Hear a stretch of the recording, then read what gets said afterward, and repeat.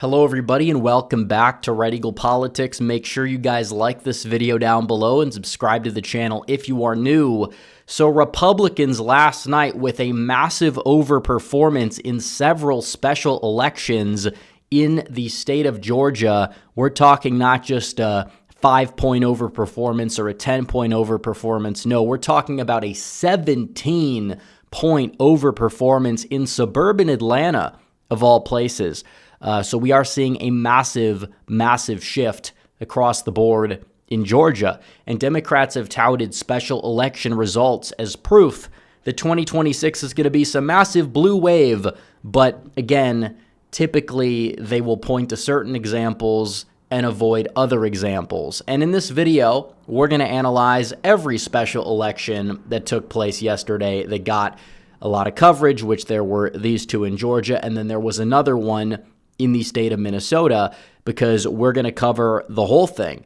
Because it is true that in Minnesota, they did underperform a bit compared to Donald Trump's margin, but there is a little bit of a catch to it because the Republican that was outgoing had a horrendous scandal.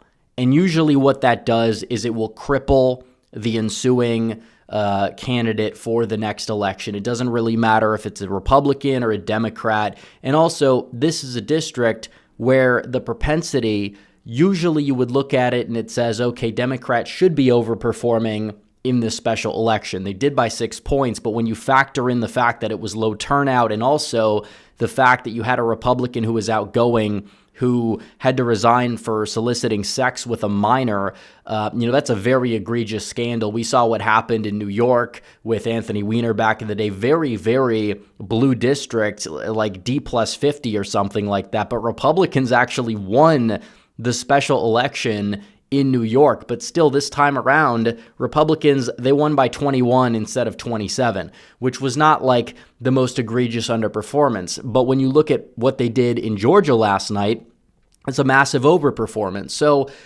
do I believe that Republicans are in for a red wave because Georgia's Cobb County Commissioner elections zoomed to the right? No. Do I believe Democrats are in for a blue wave because they've happened to overperform in several special elections as well? No, I don't believe so. We saw it in Pennsylvania, we saw it in Iowa, we saw it technically in Wisconsin with the Supreme Court race, but then you look at who turned out and it's like, a Kamala +7 electorate, and, the superintendent race was actually to the right of that. So regardless, however you want to look at it, there's kind of a mixed bag here, but there's one solution to analyzing it where everything basically makes sense, and that is propensity. These elections typically have very low turnout, and it does come down to propensity, which also comes down to education. So high propensity demographics and the way that they typically vote. If you're going to have a low turnout election, you're going to have a much more higher propensity electorate, which usually means you're going to have a more college-educated electorate, and in many cases, it's a college-educated white electorate. And this is why Republicans have struggled in these lower turnout elections, but, back in the day, 10 years ago, they were still winning them, and it's because Republicans have traded, and they were already trading for quite some time. A lot of these, college-educated white voters, mainly in suburban areas, the inner ring suburbs, for a lot of, white working class voters. And as of late, that's expanded itself into some minority groups. Minority groups are still voting Democrat, but not as Democrat as before, especially a lot of these Hispanic groups that we see moving to the right. But you look at this in Georgia, the college-educated white population in Georgia still votes Republican. It still votes Republican in much of the Deep South, and that includes Texas, that includes North Carolina. There's a much higher, religious element to the South, and that's kind of played a role. And it's true that Republicans have lost some ground among those voters, but not really enough ground, and they've made ground among black voters, but black voters still are voting Democrat 80-some% of the time, and their turnout was significantly down in Georgia, and that's like the Democrat base in that district. Their base is lower propensity.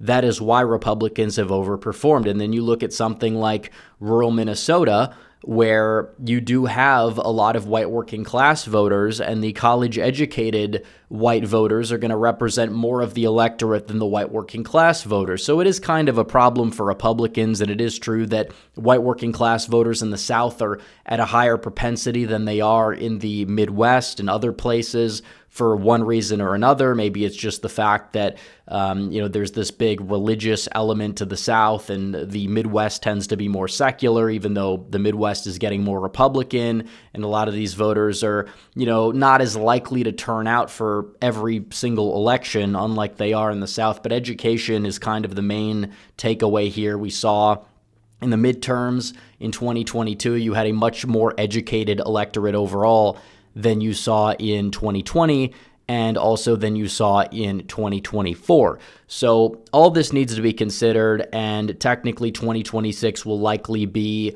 an electorate where it's going to be a more higher propensity electorate, which doesn't bode well for Republicans on the surface level, but still it will also have a lot more lower propensity voters voting in that election than a lot of these special elections, which means that even a lot of these underperformances that we see are at least going to revert back mostly to the mean come 2026. And when you look at 2026, what do you see? You see a generic ballot that, as things stand today, which Donald Trump's approval rating in a lot of these polls has taken a hit.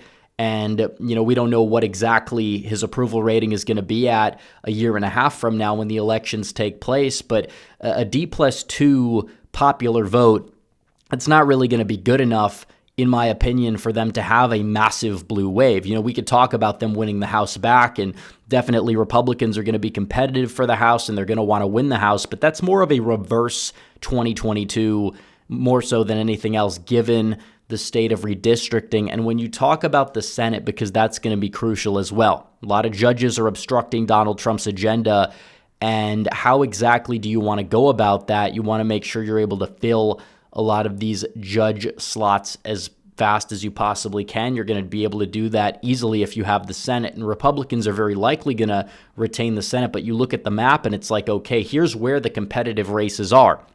You have Georgia, North Carolina, and Maine. Those are going to be the main three. Republicans are likely going to be just fine everywhere else, and Democrats, they might be given a run for their money in Michigan or New Hampshire, depends. But right now, the goal for Republicans, it's really on those big three seats right there. Maine, you have kind of a rhino. Maine's going to have already a highly educated electorate. They like Susan Collins. Doesn't seem like a strong Democrat is running against her. She always usually finds a way to win, sometimes by a lot. I think Maine, at a minimum, you could say lean Republican regardless. And then you go to North Carolina and Georgia, and it really depends on who runs in Georgia. But what we don't know is that Georgia, usually when turnout is like in a midterm year, Republicans are going to do better. They're going to end up doing better than they usually do in a presidential year just because of that turnout dynamic. You have lower black turnout. The college-educated white demographic likes a lot of down-ballot Republicans still there, and they probably are going to run one. I think Brian Kemp still runs. But on top of it, it's just like the working class white voters also typically have been higher propensity in Georgia historically. So there's a very good opportunity in Georgia for Republicans to pick up the seat, even though it's going to be a midterm year based on those factors. On top of that, you have North Carolina, where you have Tom Tillis, and the Democrats are going to be running somebody not named Roy Cooper, doesn't have that much pull. I'm not saying Wiley Nichols is a horrible candidate, but he's not Roy Cooper level. Tom Tillis probably, in my opinion, depending on, the state of the country, state of the economy, what's motivating independence, you name it, Tillis probably, in my opinion, will find a way to hold on as well in the state of North Carolina. So when you look at it, it's like, okay, it's a problem for Republicans in the Rust Belt. Maybe they could catch a break in Michigan because of the fact that you're going to have a three-way race in the governorship. Pennsylvania, they're running a strong candidate, most likely for governor, who's probably not going to win, but could save, 2 or 3 of those competitive House races just by running. So it's like, okay, you're seeing what's going on here. The Midwest, Democrats might pick up a seat or two in the House, but Republicans, a lot of the seats, that they need to win or at least hold. They're going to be in these, states where you could talk about the fact that it's going to benefit them in certain parts of California. It could benefit them in certain places in Texas and just across the country, North Carolina, like in the 1st District, where the base that's higher propensity is also more Republican. That could end up being beneficial to the Republicans in terms of their ability to go out there and hold the House, hold the Senate come 2026. Either way, it's going to be competitive, but it is encouraging that this basically confirms what we know, because you'll have people that freak out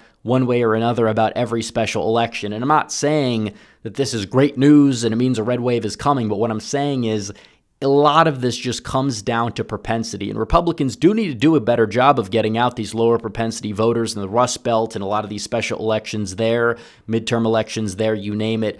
But it is a very encouraging thing to see the fact that Republicans are going out there and they're still winning special elections in the places that they should win special elections by a lot and outperform by a lot. When it's a perfect storm, they're able to do it.